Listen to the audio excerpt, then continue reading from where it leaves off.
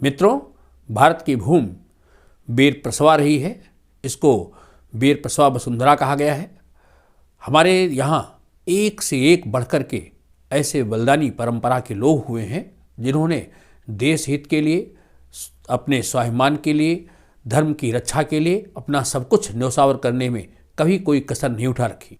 आज हम एक ऐसे परिवार की यशोगाथा को लेकर के आपके बीच आ रहे हैं जिसने अपना सब कुछ समर्पण कर दिया और मात्र 7 दिनों के अंदर उसने अपने परिवार के वो सारे जो बहुमूल्य रत्न थे, अपने 4 साहिबजादों को देश की रक्षा के लिए और अपने धर्म की रक्षा के लिए न्योछावर कर दिया।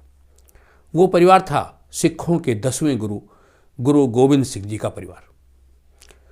बलिदानी परंपरा के अद्वितीय नायक, भक्ति और शक्ति के अद्भुत संगम, खालसा धर्म के प्रवर्तक, दशमेश या बाजा वाले या कलगीधर के नाम से विख्यात गुरु गोविंद सिंह जी गुरु तेग बहादुर के, जो सिख धर्म के 9वें गुरु थे, उनके पुत्र थे।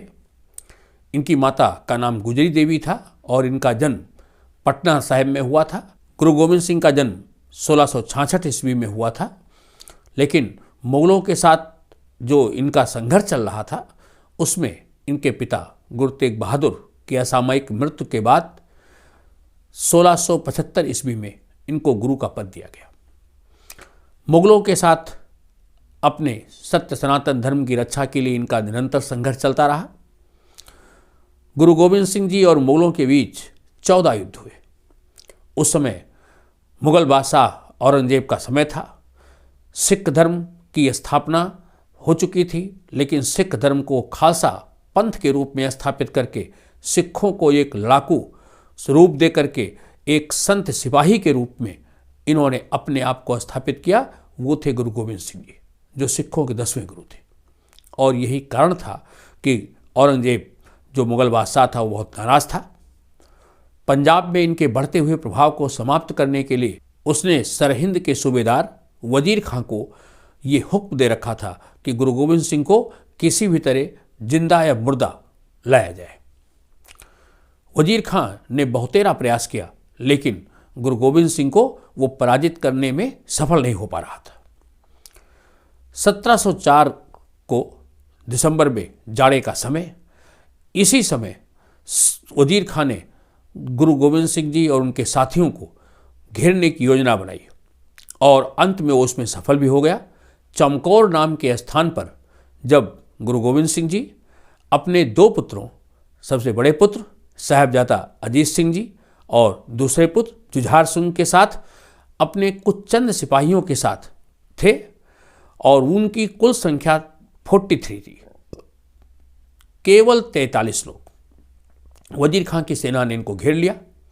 चमकौर के स्थान पर एक बड़ा भयानक युद्ध हुआ और उस युद्ध में जो 21, 22 और 23 दिसंबर को हुआ, उस युद्ध में जो इनके बड़े साहबजादा थे अजीत सिंह जी, जिनकी की उम्र उस समय मात्र 17 वर्ष थी, वजीर खां के साथ युद्ध करते हुए मुगल सेना को उन्होंने करारी मात दी, लेकिन वो परम गति को प्राप्त हुए, शहीद हो गए।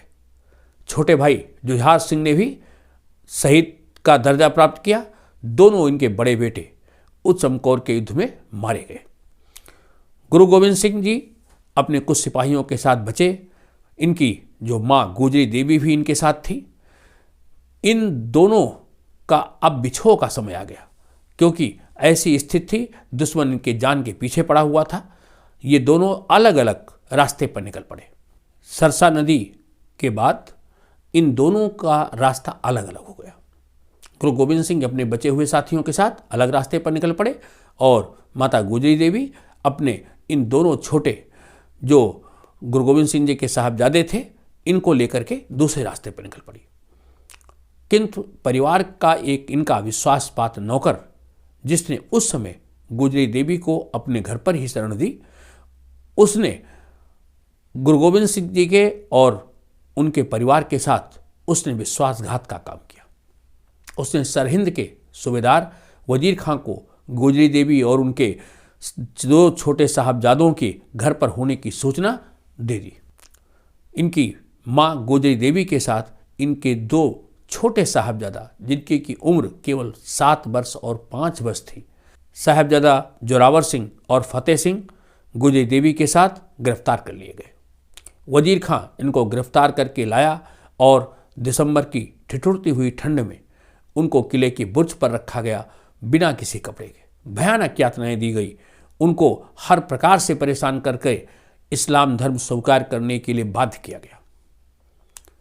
लेकिन अटूट साहस और अदम्य उत्साह साहबजादा जोरावर सिंह और सबसे छोटे साहबजादा फतेह सिंह का साहस टूटने का नाम नहीं ले रहा था। आज भी जब उनका जिक्र आता है तो उस समाज के लोग कहते हैं, निक्किया जिंदा वड्डा साका। ऐसा साहस दोनों बच्चों के अंदर, इन दोनों ने वजीर खां की एक भी न चलने दी। इन्होंने किसी भी शर्त पर इस्लाम धर्म कबूल करने के लिए अपनी सहमति नहीं दी।